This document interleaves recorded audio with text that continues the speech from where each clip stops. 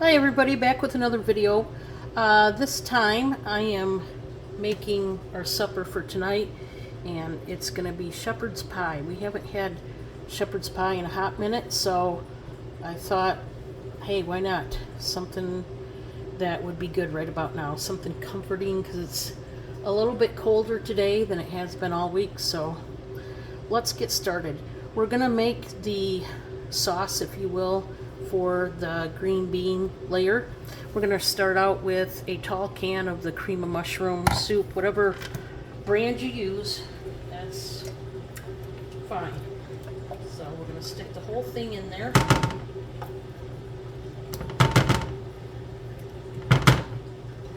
Try to get all of it out that you can. And I think we did. To that, we are going to add some sour cream. I've got the Daisy Light sour cream. And by the way, all of these ingredients that I use, all the brand names, I'm not sponsored by any of them. These are just the ingredients I have for today. You can put anywhere from a half a cup to a full cup of sour cream. I'm putting in about a full cup. That's usually how much we put in. And then we're going to add some salt and pepper.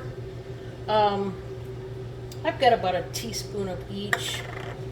And we use sea salt or Himalayan salt. That's usually what we use. I'm going to add some garlic powder. Now, feel free if you'd rather use raw and chop it up. I would, if you were going to go that route, I would chop it up, mince it up really, really fine, and cook it with the hamburger. I did not add the fresh onion to the hamburger and fry it up, so I'm using the dried onion, and that's about a couple teaspoons right there. We're going to mix this up,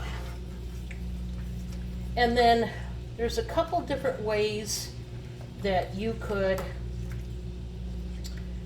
finish making the sauce. We need some liquid in there. Now, you could do anything from chicken broth to milk to even water, because you want to thin out this mixture just a little bit. Not a lot, but you want it a little bit thinner than what it is. So I'm just mixing this part up really, really good.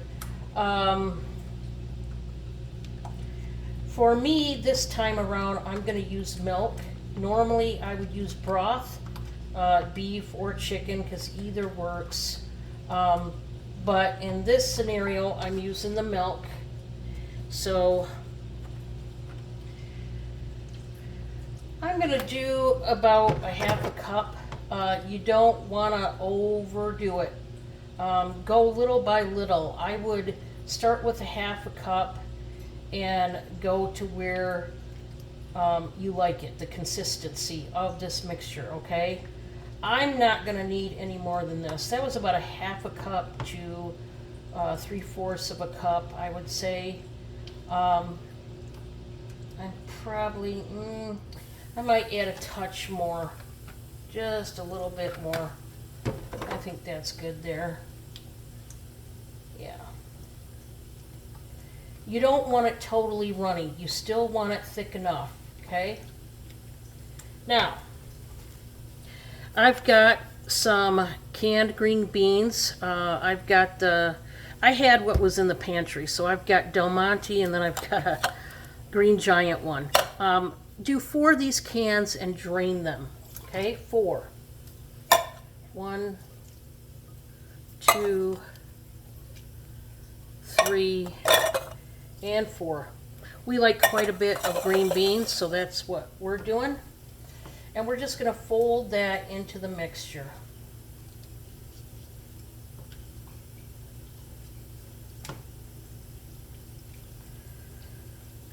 We're going to get all the green beans kind of drowned in that sauce really, really well.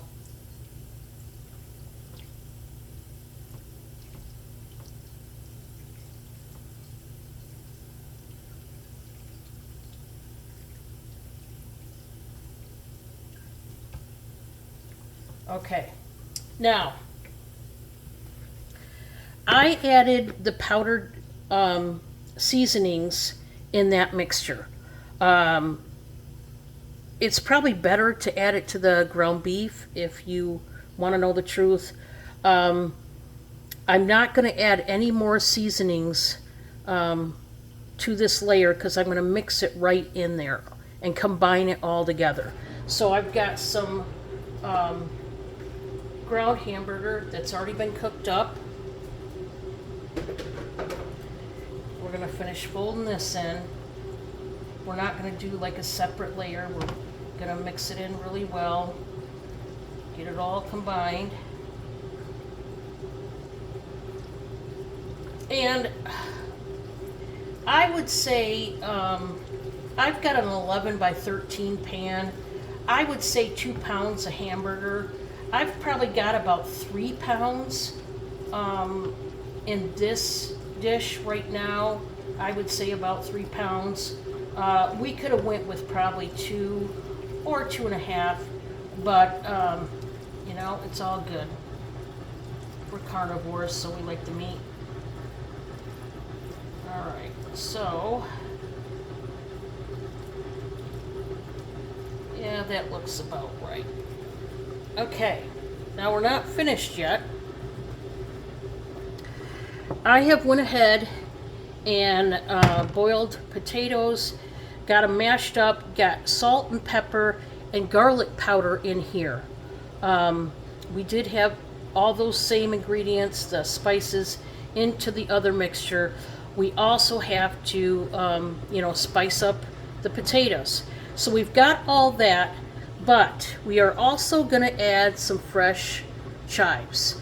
I've washed them, and we're just going to clip them in here. I really like the chives in this dish. Now, if you don't care for chives, you could add fresh parsley. That'd be fine. For you Italians, maybe basil, fresh basil, something like that. But we're going to add the fresh chives. Even dill, you could go with dill if you're a dill kind of person. You could certainly do that as well. I think I'm going to grab a little bit more. It needs a little bit more. So we're going to get this just chopped up, really kind of rustic.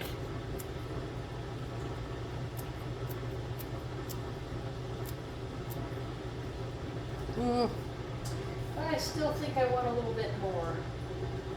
Luckily, I got some more and I washed it all up ahead of time, so we're just going to add a little bit more. Yeah, I like a little more pizzazz. And it's going to flavor up these bland potatoes really nicely. All the seasonings and then those chives. So let's mix that in there. Get it all mixed up. And each layer is going to be really flavorful because you've got your seasonings in every layer, and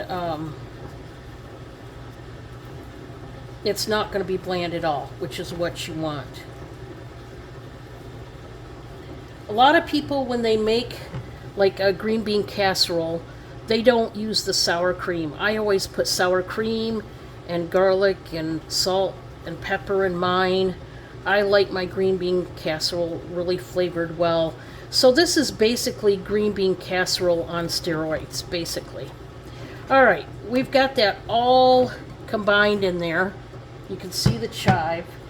And we got to put some right on top here. So we're going to slide that back over there. Try to put this in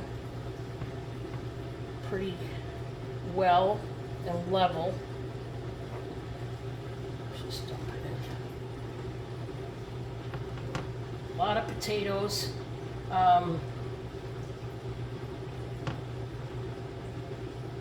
You don't need to use 5 pounds of potatoes. You could get away with probably 3, roughly. Just depends on how many potatoes you and your family prefer. So here again, it's up to you. as well as the seasonings. You may not like garlic. Like I said, you may not like the chive.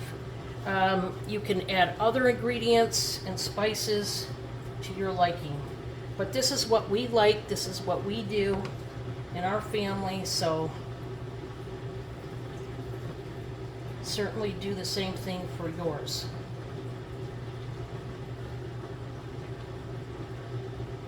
Right to the edge here.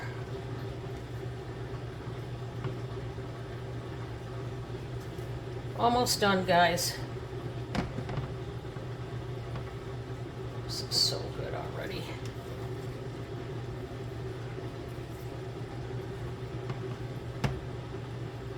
See if we can get in.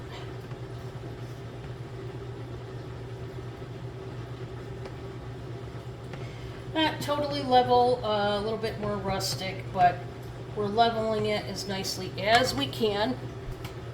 There's that.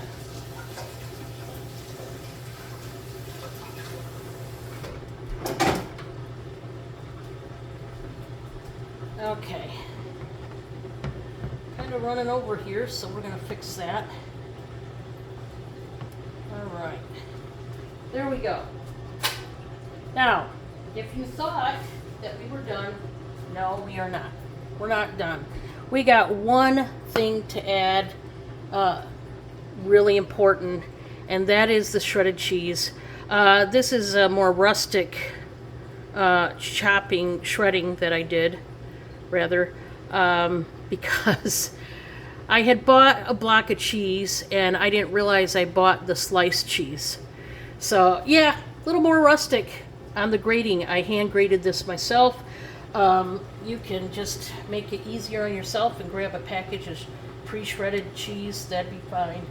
But this is going to look pretty rustic, which I don't mind at all. It is homemade, so, you know, it's not about perfection here. You're doing it for your family at your house, so don't worry about perfection. I'm a bit of a perfectionist, so lots of times I'm kind of that person that, oh no, I didn't do it right, I didn't, it doesn't look pretty enough, or this or that. But my family loves the things that I cook, and they don't care about what it looks like. So, you know, your family, I'm sure, is the same, so don't worry about it.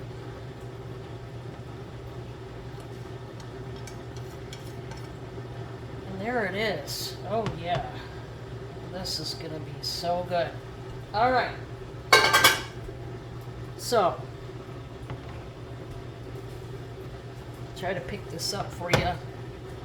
This is what it's looking like here, guys. I'm going to do another video after it's out of the oven and show you a slice of it on a plate, and I'm going to take a bite for you, and we'll see how it turns out. But try this recipe. If you have never made shepherd's pie, boy, you're in for a treat. It's a comfort food that we all love. We crave it from time to time. I will tell you, you see how full that pan is. What I do is I take and get the longest sheet pan I've got and stick that on the sheet pan so that nothing bubbles over into the oven. So that's another helpful tip. Okay, guys, I'm out of here. I'm going to get this baked up, and I'm going to probably put it on about 300. You can put it on 300, 350, and bake it for about an hour. Just depends on your oven and how hot it gets. And you want that bottom layer to get all hot and bubbly first before it browns the cheese. Don't get it too high. I'm probably going to do it on 300, to be honest, and I'll give it an hour because I don't want to scorch the cheese, okay? I would not put it on 400, 450. I'm just going to tell you right now, because you'll probably scorch the cheese, and you don't want burnt cheese. So, cheers. You guys enjoy. If you try this video, leave a comment. Tell me how you liked it. And I am going to be having an auction tonight, a variety auction, 7 p.m. Eastern on my channel. See you later tonight. Bye, guys.